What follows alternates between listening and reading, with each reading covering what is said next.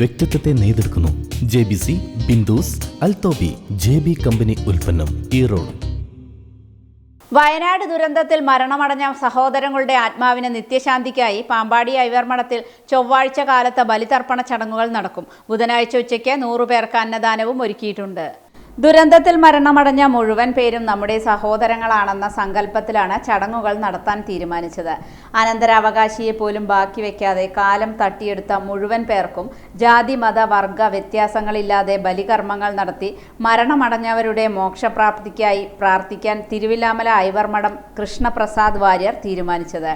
15ാം ദിവസമായ ചൊവ്വാഴ്ച കാലത്ത് 6 മണി മുതൽ 7 മണി വരെ ഐവർമഠം ശ്രീകൃഷ്ണ ക്ഷേത്ര പരിസരത്തുള്ള നിളാതീരത്ത് വെച്ചാണ് ചടങ്ങുകൾ നടക്കുക. ഈ സമയം വീട്ടിൽ വിളക്കോ മെഴുകുതിരിയോ കൊളുത്തി ആത്മാക്കളുടെ മോക്ഷത്തിനായി പ്രാർത്ഥിക്കണമെന്നും അദ്ദേഹം നാട്ടുകാരോട് അഭ്യർത്ഥിച്ചു.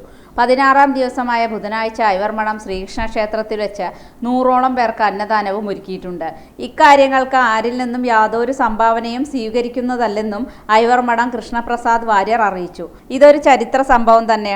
മരണമടഞ്ഞ ഇത്രയേറെ പേർക്ക് ഒരുമിച്ച് പിതൃതർപ്പണം നടത്തുന്നത് ഒരുപക്ഷെ കേരളത്തിൽ തന്നെ ഇത് ആദ്യത്തെ സംഭവമായിരിക്കും എന്നതിൽ സംശയമില്ല. എന്തായാലും എന്തിന്റെ പേരിലായാലും ഉദ്യമത്തിന് തീരുമാനമെടുത്ത കൃഷ്ണപ്രസാദ് വാര്യരെ അഭിനന്ദിച്ചേ മതിയാകൂ. നമസ്കാരം, ഞാൻ ഐവർമഠം കൃഷ്ണപ്രസാദ് വാര്യർ. വയനാട്ടിലെ ഉരുൾപൊട്ടലിൽ നമ്മെ വിട്ടുപോയി നമ്മുടെ സഹോദരന്മാർക്കായിട്ട് ഐവർമഠത്തിലെ ഭാരതഖണ്ഡത്തിലെ നിളാനദീ തീരത്ത് വെച്ച് ഈ ആത്മാക്കൾക്ക് മോക്ഷം ലഭിക്കാൻ വേണ്ടി നല്ല രീതിയിൽ ഒരു കർമ്മം ഇവിടെ ചെയ്തു.